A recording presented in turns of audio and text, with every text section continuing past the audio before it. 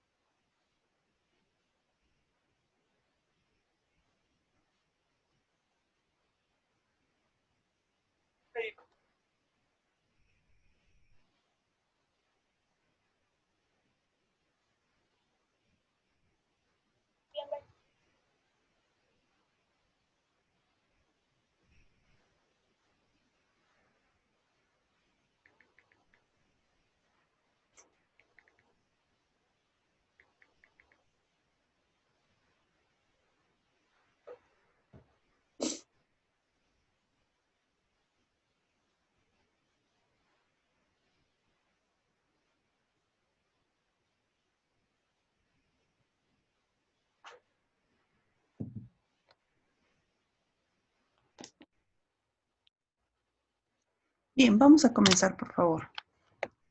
Vamos a continuar con el, perdón, vamos a continuar con el avance de nuestras unidades. Ahora vamos a hablar de un tema un poco complementario de lo anterior que hemos ido viendo sobre el discurso, sobre el auditorio y la argumentación misma, y es referido a lo que es persuadir y convencer, que es, si recuerdan lo que hemos ido viendo en temas anteriores, es uno de los objetivos de la argumentación, el convencer a la otra persona, al oyente, al auditorio, de que las verdades que estamos hablando, pues, son o lo que estamos manifestando son verdades, incluso llegando a cambiar la perspectiva, la postura, la posición o hasta incluso el conocimiento que puede llegar a tener la otra persona que nos está escuchando. Entonces, para ello es importante saber persuadir y convencer. Antes de eso, no se olviden que la argumentación pues busca eso, busca llegar a la persona a, a convencer, a llegar a cambiar una perspectiva, un conocimiento, como Cerrato lo decía, utilizando diferentes técnicas, es la misma voz, la postura, el cómo se dirige ante el auditorio, el dominio del tema, entre otras herramientas que sirven para que pueda llegar a aquello. Y una de esas es precisamente la persuasión. Pero a todo esto, ¿qué es la persuasión? La persuasión puede ser determinada como el proceso o acto discursivo con la intención de encaminar a la audiencia a un cierto comportamiento o una decisión. La persuasión es un proceso que está destinado a cambiar la actitud o el comportamiento hacia algún evento, idea, un objeto o una persona. Esto mediante el uso de palabras escritas, puede ser, de hecho, cuando hablamos en el área jurisdiccional, eh, a veces cuando no nos deja hablar mucho el juez, pues nos ayuda bastante lo que es el instrumento escrito, es decir, que podamos plantear toda una argumentación bastante objetiva a través de un memorial. Por ejemplo, si es que planteamos un recurso de apelación contra una sentencia o queremos presentar alegatos antes de que el juez dicte sentencia, a manera de ejemplo. Pero volviendo al punto, les decía, la persuasión es un proceso que está destinado a cambiar la actitud o un comportamiento hacia algún evento, idea, objeto, persona, mediante el uso de palabras escritas, como lo que les acabo de ejemplificar, o habladas. Habladas, por ejemplo, si hablamos también en área jurisdiccional, en una audiencia o en un juicio oral o en un evento de exposición sobre algún tema para transmitir información, transmitir, puede ser también sentimientos, eh, el razonamiento que tengamos, ¿no?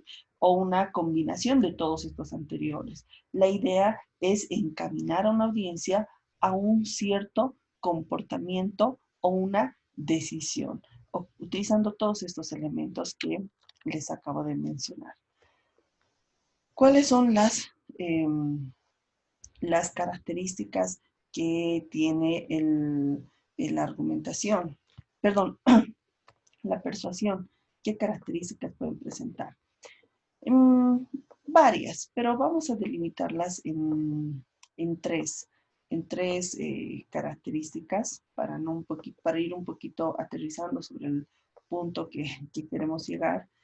Em, para lograr su objetivo, algunas fuentes recurren a la mentira o a la apariencia. Eh, ¿Esto qué quiere decir? Que, bueno, no es que les induzca que puedan de repente usar herramientas que no son éticas, pero sí es importante identificar que muchas personas, para lograr esa persuasión, muchas veces no siempre exponen un criterio o un razonamiento 100% verídico.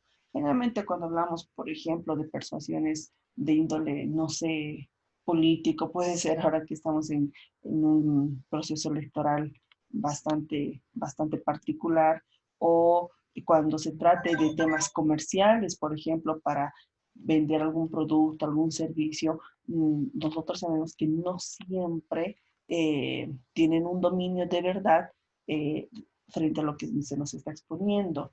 Una de las características es que sí tenga, sí pueda tener cierto grado de veracidad, pero no siempre encontramos ese dominio de verdad. O en su caso de mentira absoluta, porque también lo que se nos dice hay cierto grado de verdad. La idea es que, ¿cuál es la idea de este punto? De que cuando una persona está tratando de persuadir, no siempre todo lo que está manifestando es 100% verídico, pero tampoco es 100% falso. Hay algo de verdad y algo de mentira, más que todo si tratamos de lograr convencer o si la intención es llegar a tratar de convencer para cambiar de postura. No es una regla el 100%, no es el 100% común esta situación. Puede haber, sí, algunas personas que, por ejemplo, si estamos hablando de los abogados, si hemos planteado una demanda, un proceso penal por un delito de estafa, por ejemplo, sí puede que nuestra pretensión sea 100% verídica. Así que esto no es una regla al 100% general de que no siempre hay un dominio de verdad o mentira absoluta, pero en la mayoría de los discursos persuasivos sí van a encontrar aquello. En la persuasión, o perdón, al persuasor solo le interesa lo que el persuadido haga o no haga, y no lo que sienta o piensa. Si bien es cierto que podemos llegar a tocar un área emocional, un área sentimental de quien nos está oyendo, pero finalmente al que está exponiendo, al persuasor, le interesa que el que le está escuchando haga lo que él quiere, más allá de lo que sienta, piensa, es decir, más allá si llega en algún momento, dependiendo la dimensión de lo que se está hablando, cambiar su visión, su pensamiento, sus costumbres incluso. Por ejemplo, cuando una persona eh, está defendiendo a un cliente en un juicio oral, le interesa pues de que el juez finalmente dicte una sentencia absolutoria, más allá del criterio que pueda tener la autoridad judicial, más allá de lo de eso, del criterio que pueda tener el fin último de quien está exponiendo, en este caso el abogado defensor, va a ser pues de que el juez dicte una sentencia absolutoria.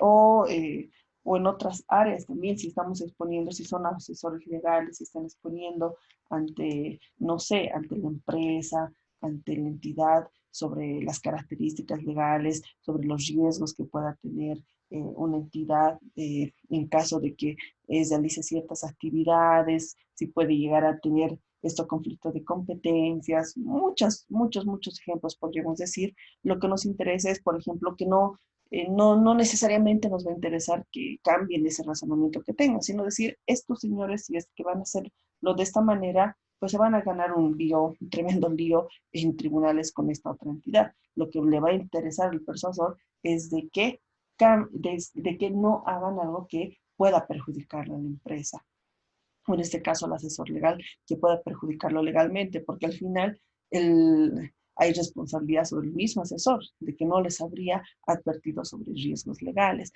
Muchos ejemplos hay, pero el punto es de que le va a interesar al persuasor que el persuadido haga o no haga lo que está pretendiendo. No necesariamente, no lo que pueda sentir, pensar, lo emocional que pueda tener, que pueda influenciar, o la creencia u otros elementos subjetivos que pueden estar inertes al persuadido. No.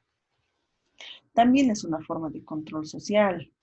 Eh, si bien no le interesa al persuador lo que siente, lo que piensa, pero puede haber, pero también la persuasión es una forma de controlar decisiones, ideas, pensamientos de los demás. El mejor ejemplo de esto es pues el ámbito político, cuando hay un líder que se levanta y a masas, a colectividades, pues a través de su discurso, a través de su persuasión, logra cambiar su decisión, sus ideas, sus pensamientos. Y el mejor ejemplo que lo vemos es pues estas épocas electorales en las que determinados, bueno, los diré líderes políticos de determinados partidos, agrupaciones ciudadanas, tratan de controlar ideas, decisiones, pensamientos. En este caso, para un fin, para ganar votos en un proceso electoral. Es una forma también de controlar socialmente. Otras características que podemos decir, no lo tengo acá en pantallas, es que es una actividad consciente, no es inconsciente. Uno cuando está persuadiendo está consciente de que está tratando de llegar a un objetivo. No es, es falso aquel persuasor que diga, no era mi intención aquello, simplemente explicar una postura, no era mi intención que el que me estaba escuchando llegue a cometer cierta acción. No, siempre va a estar consciente de lo que está hablando. Si no, es un discurso vago, pero si lo que trata es de persuadir, es una actividad que está consciente de, o mejor dicho, el persuador está consciente de qué es lo que está queriendo pretender a través de su persuasión. Hay tipos de persuasión. El testimonial, la publicidad informativa, la órbita de las actitudes, la órbita de las opiniones, la persuasión comportamental. Vamos explicando cada uno de ellos. El testimonial. Utilizan tanto personas, no sé, de repente famosas, políticos, líderes, eh, para persuadir a través de los anuncios. Eh, a través de testimonios de otras personas, pero más que todo se vale de anuncios, de podríamos decir, de generar cierto grado de difusión de lo que está pretendiendo hacer conocer a los demás. Tenemos también la publicidad informativa. La publicidad informativa es la que persuade al colocar el anuncio como una fuente de información válida. Va un poco más allá de lo testimonial. Lo que hace sí anuncia una cierta fuente de información, pero una información que es verídica o que pueda ser válida para su corroboración. También tenemos la órbita de las actitudes, que va dirigida hacia el conocimiento que tienen las personas, proponiendo con ese conocimiento un nuevo conocimiento, es decir, tratar de hacer llegar un nuevo conocimiento hacia quienes nos están escuchando. Ese es el fin. En la órbita de las actitudes quiere decir que va dirigida hacia el conocimiento que tienen las personas, tratando de que éstas adquieran otro nuevo conocimiento. Tenemos también en la órbita de las actitudes, que va dirigida hacia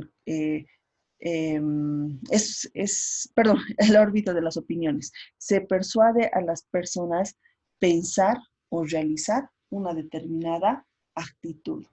Ya abarca un ámbito más racional, el hacerles pensar, persuadir a las personas para que tengan cierto pensamiento. No solamente adquirir un conocimiento. Yo al persuadir puedo adquirir conocimiento, no sé, cuando escucho a alguien acerca de medicina, que si yo creía ciertas características del COVID, ahora que me están explicando, puedo adquirir un nuevo conocimiento acerca de lo que es el COVID, por ejemplo. En cambio, cuando hablamos de la órbita de las opiniones, se persuade a las personas para pensar o en todo caso realizar una determinada actitud. Va más allá de simplemente que adquiera un nuevo conocimiento, sino que piensen de determinada manera o tomen cierta actitud. Tenemos también la persuasión comportamental, que pretende lograr cambios de comportamiento, ya que se logra que quienes están escuchando lo que estamos hablando realicen también o tengan determinada actitud en favor de nuestros intereses. Entonces, la persuasión comportamental es la que logra cambios de comportamientos. Estrategias, ya para ir finalizando este tema, que es bastante cortito en realidad, puede ser mediante coacción, coerción, de parte de quien está escuchando, de repente manifestando, no sé, si estamos hablando en un ámbito jurídico, es que tienen que hacer caso, o tienen que escuchar, o tienen que analizar esto porque la ley nos restringe que podamos hacer ciertos tipos de actividades, o en todo caso, es parte de nuestra estrategia que ustedes puedan entender estos puntos que se está exponiendo. O sea, más o menos así, mediante coacción o coerción es una estrategia. Apelando a las emociones, principalmente cuando se quiere que se cambie el comportamiento o el razonamiento de alguien que nos está escuchando. También muy utilizado esto en el ámbito jurisdiccional, eh, cuando queremos, no sé, apelar a la emoción, aunque bueno, se entiende que una autoridad judicial es objetiva, pero de repente si estamos hablando de un caso delicado en el que tengan que ver mujeres, niños, niñas, adolescentes o o personas en situación de vulnerabilidad, una estrategia es pues también apelar a las emociones. Si esta persona no está con detención preventiva o no se le imponen medidas cautelares personales, se pone en riesgo la vida de esta otra mujer. O sea, más o menos apelando a las emociones para lograr nuestro objetivo. Otro que no es bueno usarlo, al menos para encontrarnos, para mantenernos en un plano de ética, es profiriendo amenazas. Amenazas sobre futuras consecuencias que puedan derivar en la persona que nos está escuchando en caso de que no, en caso de que eh, no, no hagan, en caso de que no tomen en cuenta lo que estamos manifestando. Algunos hacen algunas estrategias mediante el ofrecimiento o petición de dádivas y acuden a otros elementos, por ejemplo, ofrecer, no sé, ciertos beneficios o para pedir beneficios, más que todo ofrecer, mira, eh, si tú haces esto, generalmente la gente comercial, ¿no? Si usted adquiere este producto, pues va a poder tener estos beneficios. O si tú le apoyas a tal persona, puedes llegar a ocupar cierto cargo en cierto lugar. Si apoyas a cierto líder, este líder te va a beneficiar. Eh, es eso, mediante ofrecimiento, petición de dádivas. Otro también que se sale del plano ético es apelando a mentira o al engaño. Y esto les explico no porque ustedes lo vayan a hacer, sino porque se van a encontrar con otra gente, con abogados que estén en la parte adversa, de que van a acudir a herramientas ficticias, como dice, apelando a mentiras o engaños para lograr su objetivo. En este caso, si se tocan con otro tipo de personas, es importante que sepan identificar aquello. Eso lo vamos a ver en herramientas, sobre todo cuando veamos el tema de la teoría del caso, aplicando ya un tema jurisdiccional, cómo desvirtuar la prueba adverso, las afirmaciones del adverso. Pero también una de las estrategias no éticas es la que apela a la mentira o al engaño.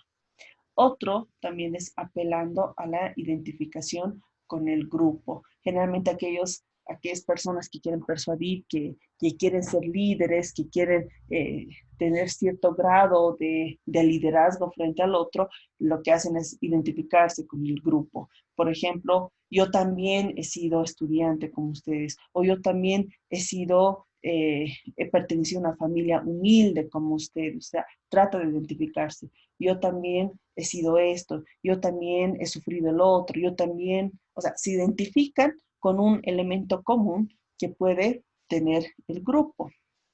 Otra, otra estrategia que es un poco contraria a eso es más bien la desindividualización.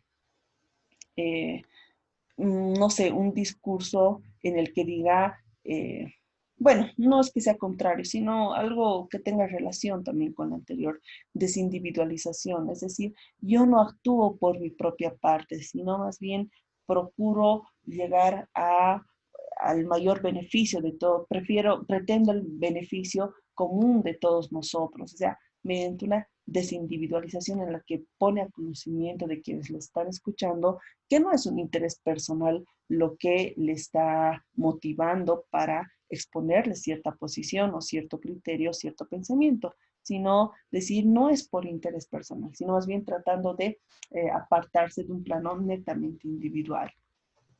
Otra estrategia, obviamente, es mediante recursos lingüísticos, el tono de voz, la entonación, los gestos, el caminar de determinada forma, si es que es una persuasión oral delante de varias personas, eh, acudir a esas herramientas lingüísticas. Pueden ser estos recursos lingüísticos que ayuden también a lograr ese convencimiento. Y puede ser también mediante mensajes subliminales, que de repente en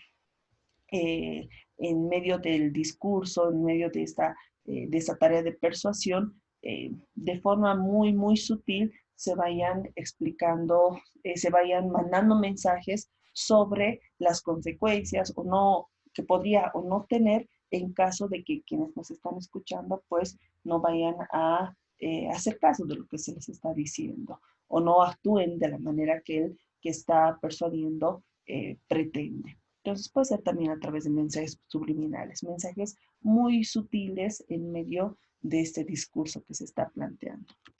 Es un tema bastante cortito, grupo, este tema de persuadir y convencer. Hasta aquí estaríamos concluyendo con este tema.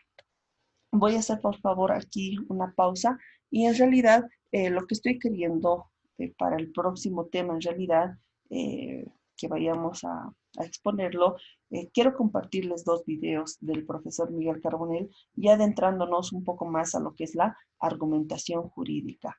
Dos videos bastante cortos, uno de 4 minutos y otro de 4 minutos también, unos, bueno, 4 y algo segundos, muy cortitos. El audio de mi computadora es bastante suavita. Lo que quisiera es compartirles por el grupo de WhatsApp que puedan ver ambos videos y simplemente a fin de corroborar, claro que tiene puntos extras, esto es por puntos extras, por favor, eh, si pueden sacar una conclusión de los videos que vamos a ver. Uno es qué es la argumentación jurídica, según el profesor Miguel Carbonell, y otro, 3 características de la argumentación jurídica. Entonces, estos dos videos, por favor, les voy a compartir con el grupo de WhatsApp. Lo hacen un punteo en una hojita, ya sea escrita a mano, me mandan fotografías o en documento Word y me lo muestran para que yo pueda ver que evidentemente pueda corroborar que han visto ambos videos y puedan tener un puntaje extra. No es parte de los puntos de trabajo prácticos que corresponden a los 35 puntos de segundo parcial, sino más bien por puntitos extras. Pero les comparto ese grupo. Ya entonces, con esto terminaremos este tema y ahora nos quedamos con los videos. Voy a finalizar esta primera parte de la clase.